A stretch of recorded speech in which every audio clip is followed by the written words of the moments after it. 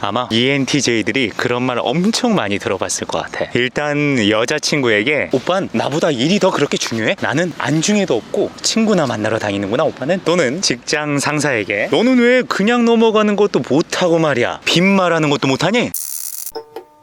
들어와 주셔서 감사합니다. ENTJ 강백입니다. 몇 년 전까지만 하더라도 저는 몇몇 상황에서 제가 엄청 나쁜 놈인 줄 알았어요. 일단 저는 일이 중요하거든요. 사람보다 우선순위에 있기도 해요. 그래서 이런 말을 하면 주변 사람들이 공감을 못 해줘. 처음에는 응 그렇구나 하다가도 나중에는 잘못됐다는 식으로 몰아가더라고. 특히 연인 사이에 이런 문제들은 더 심각해집니다. 계획 짜는 것을 좋아하는 성향이니까 평소에도 비어있는 시간이 별로 없어요. 연애를 할 때도 시간 나면 얼굴 보러 가는 게 아니야. 그럴 수가 없어. 왜냐? 시간 나는 시간이라는 개념 자체가 없단 말이지. 일주일에 언제 데이트 그렇게 일정을 박아버리고 그 외로는 운동, 출근, 약속, 촬영, 편집, 스크립트, 결혼식 미팅, 결혼식 진행 등등등등 계획으로 다 채워져 있단 말이에요. 그러다 보니까 매번 여자친구에게 들었던 말이 오빠 나보다 일이 더 그렇게 중요해? 너는 난 안중에도 없고 친구들하고 시간 보내거나 비어있는 시간마저도 혼자 보내는구나. 응 혼자 있는 시간도 필요해서 그것마저 계획에 있단 말이지. 또는 선배나 직장 상사에게 빈번하게 들이받을 때도 있어요. 대학교 때 연극 동아리를 했습니다. 3달 정도 열심히 연습해서 작품을 올리는 공연 날이 되었죠. 다들 긴장했고 저도 그런데 한 선배가 유두리 있게 하자고 끊임없이 내뱉고 다니는 거예요. 요 유두리 있게 하자.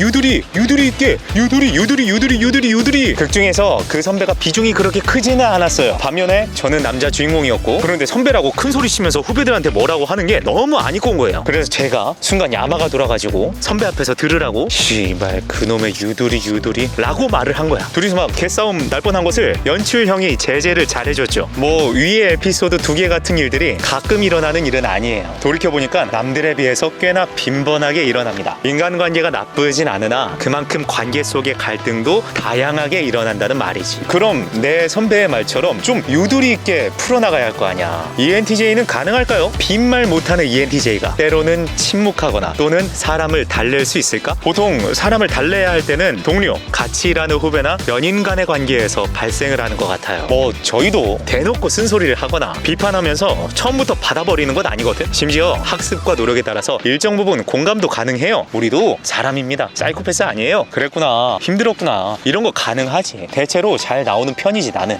이루고자 하는 목적이 있으면 조금 더 잘 참고 더 공감할 수 있어요. 예를 들면 이런 거.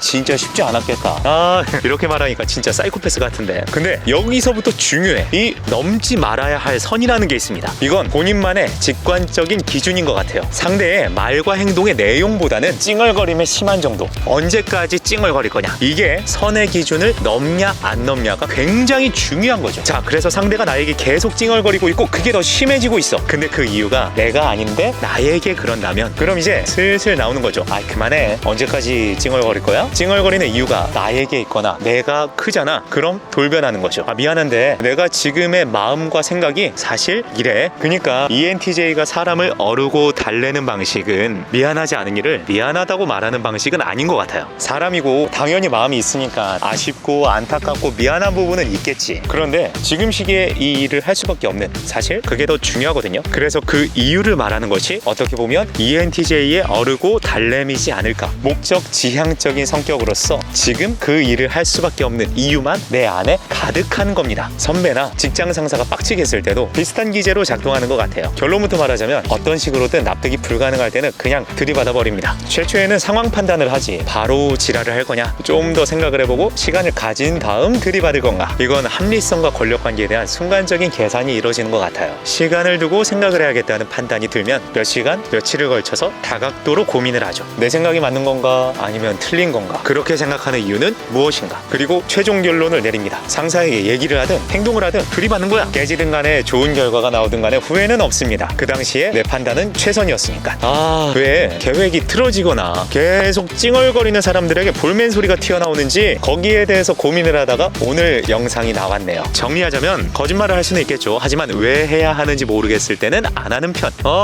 일 좋아하는 게 나쁜 거냐? 친구들 만나는 게 나쁜 거냐? 내 계획이 있는데 네가 끼어드는 게 나쁜 거라고는 생각 안 해봤냐? 이뤄내고 싶은데 옆에서 네가 찡얼대면 얼마나 에너지 분산되겠냐? 따라서 잘 달래주지 못하는 편. 목적을 이루기 위한 좋은 환경과 분위기를 만들어보자. 낡고 잘못된 관습과 가치는 버리고 새롭고 옳은 가치, 바꿔야 할 것들은 바꾸자. 그러지 못하고 있는 너는 잘못된 거고, 그래서 내가 얘기하는 거니 받아들이렴. 따라서 빡치는 상황도 그냥 넘어갈 수 없는 편.